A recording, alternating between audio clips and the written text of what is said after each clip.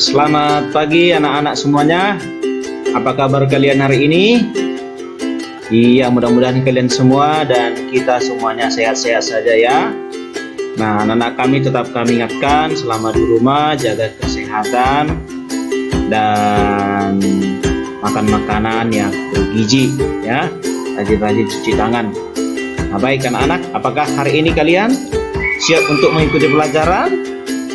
Oke, mudah-mudahan kalian semua dan kita siap untuk mengikuti pelajarannya.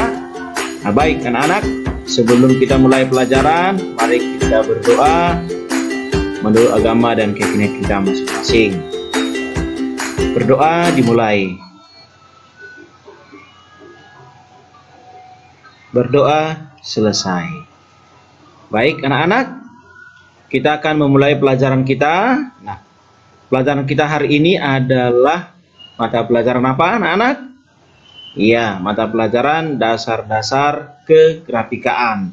Nah, di pelajaran kita yang pertama ini, kita akan memulainya dengan kompetensi dasar yang pertama, yaitu memahami pola tata letak. Nah, sebelum kita lanjutkan, anak-anak kami sekalian, saksikan dulu video berikut ini.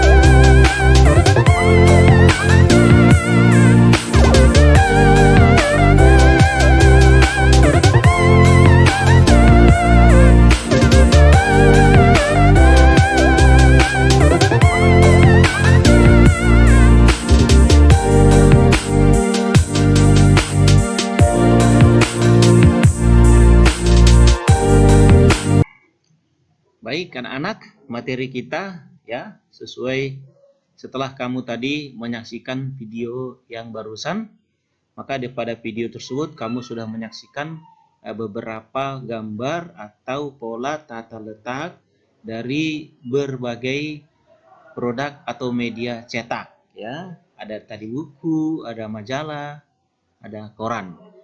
Nah, ya.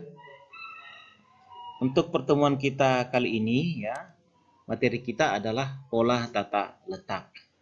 Tata letak di sini yang dimaksud adalah tata letak yang terdapat pada media cetak.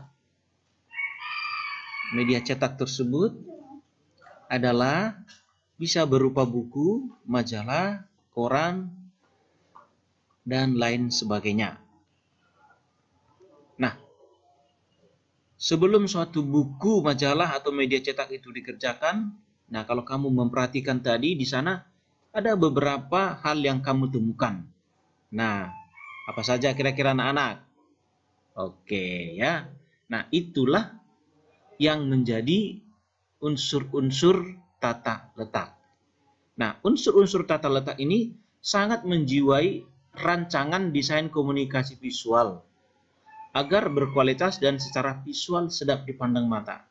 Nah, anak-anak, sebuah karya cetak atau produk cetak, katakanlah buku atau majalah, dia sedap, enak, menarik dipandang mata karena dilakukan proses penataan yang tepat, yang kreatif, yang benar.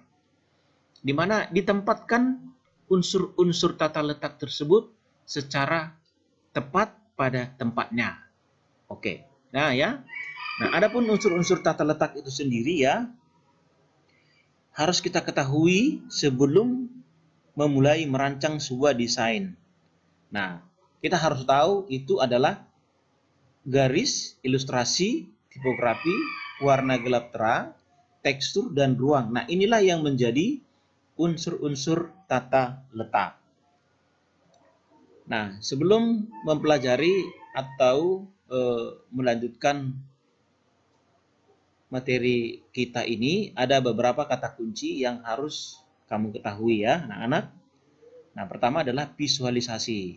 Nah, visualisasi ini adalah ya pengungkapan suatu gagasan dengan menggunakan gambar, tulisan, skema, peta, grafik, dan lain-lain ya.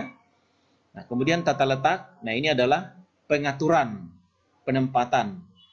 Kemudian tekstur itu kasar halus suatu permukaan atau rasa bahan.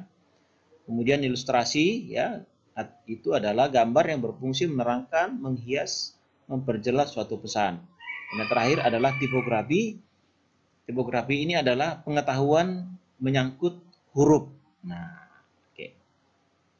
Baik, kita bahas. Nah, adapun yang menjadi unsur-unsur tata letak itu terdiri dari satu, garis, ilustrasi, tipografi, warna, gelap terang, tekstur, dan ruang. Nah, anak-anak, inilah semuanya yang menjadi unsur-unsur tata letak.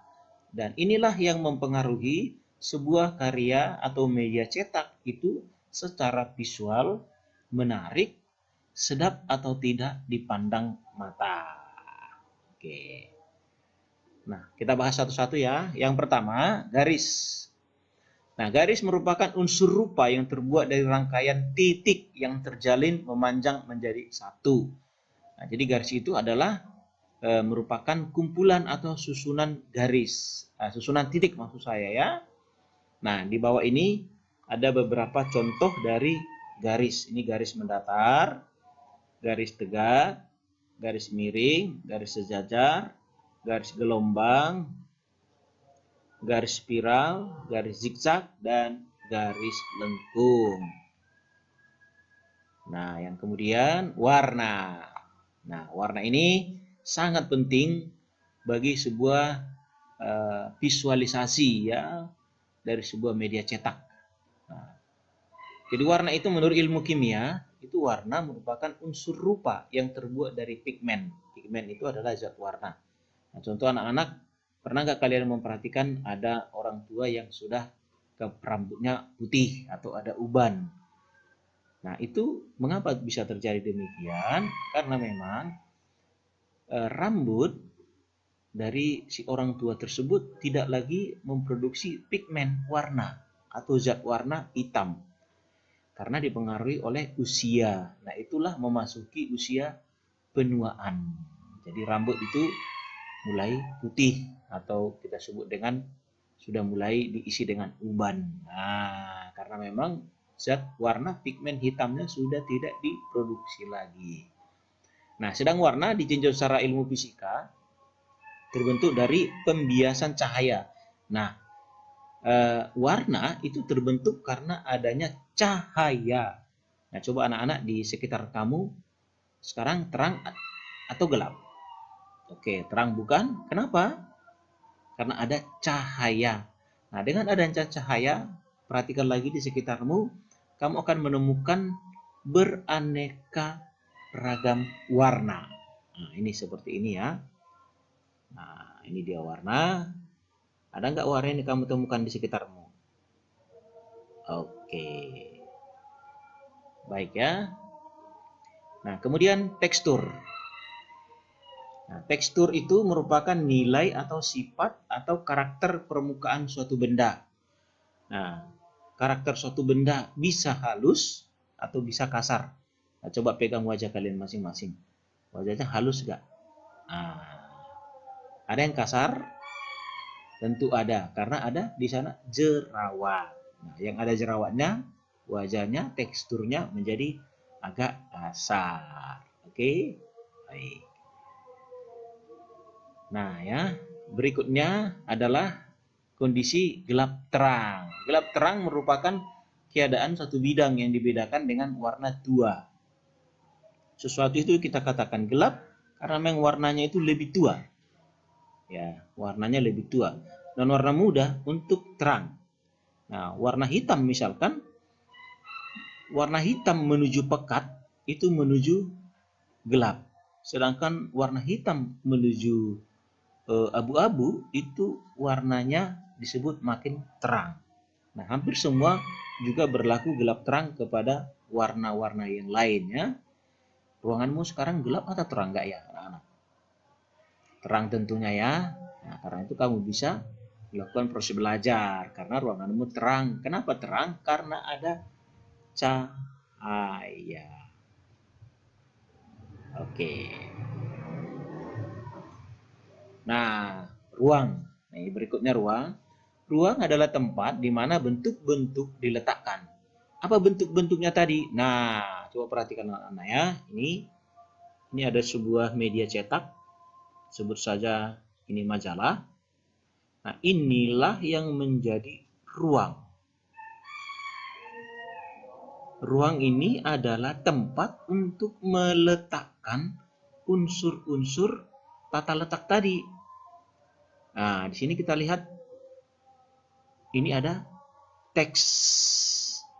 Ini ada teks, huruf designing, ada layout, ada like a pro.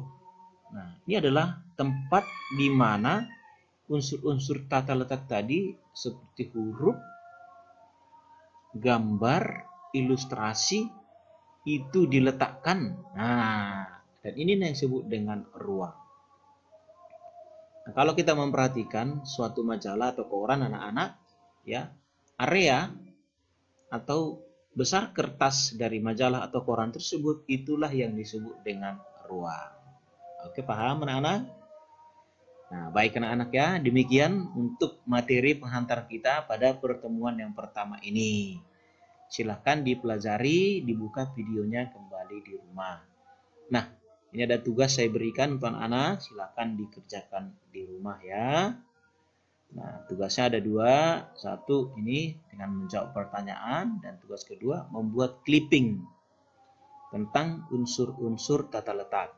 Carilah apa tadi unsur-unsur tata letak tadi pada media cetak yang sudah tercetak, buku, majalah, atau koran di sekitarmu, guntinglah dan tempel buat clipping. Oke, demikian anak-anak untuk pertemuan kita yang pertama ini. Terima kasih.